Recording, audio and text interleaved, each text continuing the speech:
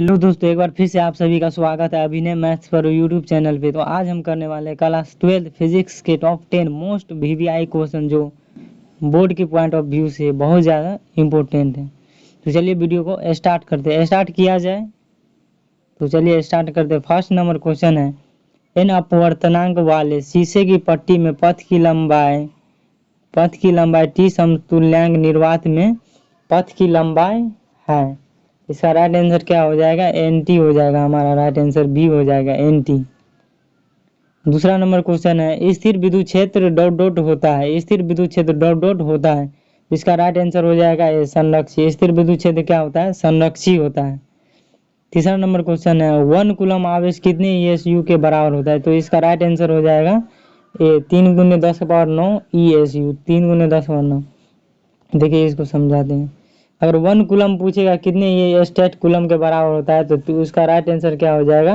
3 × 10⁹ state coulomb. 1 coulomb बराबर 3 × 10⁹ state coulomb होता है। अगर 1 स्टेट कूलम पूछेगा, इसका उल्टा पूछेगा तो कि कुछ नहीं करना है इसको, इसके बट्टा में कुछ नहीं है तो 1 है, इसको पलट देंगे तो क्या हो जाएगा? 1/3 × 10⁹, फिर नीचे से ऊपर जाएगा तो 10 बार -9 हो जाएगा कूलम। कितना हो गया? 1 स्टेट कूलम बराबर 1/3 × 10 बार -9 कूलम। चलिए नेक्स्ट क्वेश्चन पे चलते हैं। चौथा नंबर क्वेश्चन है, इलेक्ट्रॉन का विशिष्ट आवेश होता है। विशिष्ट आवेश का मतलब होता है इलेक्ट्रॉन बटा उसका मास, बस उतना ही। उसी वही पूछ रहा है, उसका अनुपात पूछ रहा है। देखिए कैसे बनाएंगे इसको। इलेक्ट्रॉन का विशिष्ट आवेश होता है तो इसका राइट आंसर ए हो जाएगा। 1/8 × 10 बार 11 कूलम प्रति केजी होता है। देखिए कैसे होता है।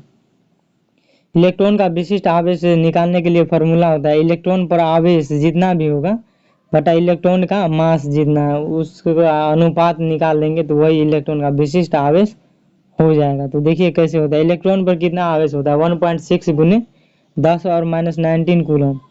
और इलेक्ट्रॉन का मास कितना होता है? 9.1 × 10 और -31 होता है। तो इसे अगर इसको डिवाइड करेंगे तो देखिए कैसे होता है।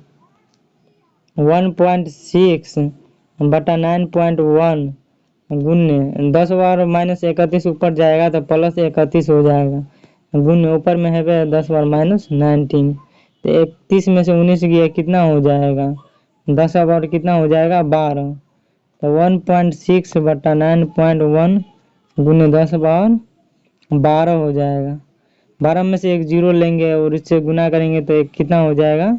16 हो जाएगा। 9 से भाग देंगे 16 में कितना हो जाएगा हमारा? 1.8 × 10 और 11 कूलम प्रति केजी हमारा राइट आंसर हो जाएगा। चलिए नेक्स्ट क्वेश्चन पे चलते हैं। 5वां नंबर क्वेश्चन है, दिए गए चित्र में प्लेट एक्स पर आवेश है। प्लेट एक्स पर क्या पूछ रहा है? आवेश। ये प्लेट है ना एक्स, इस साइड वाला। तो आवेश का फॉर्मूला क्या होता है? Q बराबर CV होता है। Q बराबर CV एगो फार्मूला आता है, उससे निकल जाएगा क्योंकि C का मान दिया है, V का मान दिया है तो इससे निकल जाएगा डायरेक्ट। तो 10 दूना 20, तो 20 माइक्रो कूलम हमारा राइट आंसर हो जाएगा। तो देखिए कैसे इसको बनाएंगे न्यूमेरिकल में। देखिए C बराबर कितना दिया था? 10 माइक्रोफैराड। कितना? 10 माइक्रोफैराड। और V बराबर कितना दिया था? 10 वोल्ट। तो C बराबर फार्मूला क्या होता है?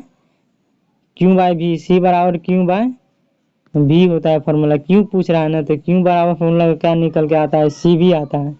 तो C गुना V कर देंगे तो C का मान 10 है, C का मान 2 था, सॉरी 2, V का मान 10 वोल्ट था। तो दोनों को गुना करेंगे कितना हो जाएगा? 20 माइक्रो कूलम हमारा राइट आंसर हो जाएगा। तो चलिए नेक्स्ट क्वेश्चन पे चलते हैं। 6ठा नंबर क्वेश्चन है, स्वस्थ मनुष्य के शरीर का विद्युत प्रतिरोध है। तो इसका राइट आंसर कितना हो जाएगा? 10,000 ओम होता है। 10,000 ओम होता है इसका राइट आंसर। चलिए नेक्स्ट क्वेश्चन पे आते हैं। 7वां नंबर क्वेश्चन है, निकेल है। निकेल है लौह चुंबकीय पदार्थ होता है। ये क्वेश्चन बहुत ज़्यादा इंपॉर्टेंट है। फेरस आ जाए या कोबाल्ट आ जाए या निकेल आ जाए, ये तीनों क्या होता है? लौह चुंबकीय पदार्थ होता है। क्या क्या? फेरस, कोबाल्ट, निकेल, ये तीनों लौह चुंबकीय पदार्थ होता है। चलिए नेक्स्ट क्वेश्चन पे चलते हैं। 8वां नंबर क्वेश्चन है, समतल दर्पण की वक्रता त्रिज्या होती है। इसका राइट आंसर क्या हो जाएगा? अनंत होता है। वक्रता त्रिज्या समतल दर्पण का अनंत होता है। चलिए नेक्स्ट क्वेश्चन है 9वां नंबर, लेंस की क्षमता का ऐसा ही मात्रक होता है। इसका राइट आंसर क्या होगा? लेंस की क्षमता का ऐसा मात्रक डायोप्टर होता है। क्या होता है? डायोप्टर या मीटर इनवर्स रहेगा ऑप्शन में। तो ये सब बात को ध्यान में रखना है। चलिए नेक्स्ट क्वेश्चन में चलते हैं। 10वां नंबर क्वेश्चन है, एनपीएन ट्रांजिस्टर में उत्सर्जक धारा I, आधार धारा IB यानी बेस धारा तथा संग्राहक धारा IC में संबंध है। तो इसका राइट आंसर ए हो जाएगा, IC बराबर I माइनस IB। इसका आंसर बी भी होगा सही, बी भी हो जाएगा सही। यहाँ से IC निकालेंगे, IC इस साइड आएगा तो कितना हो जाएगा? IC हो जाएगा, केवल IC बराबर I माइनस IB। सेम निकल रहा है पहला दूसरा ऑप्शन, तो दोनों ऑप्शन सही है ये हिसाब से। चलिए इसी उत्साह और उमंग के साथ फिर से मुलाकात होगी नेक्स्ट वीडियो में। तब तक के लिए बेस्ट ऑफ लक।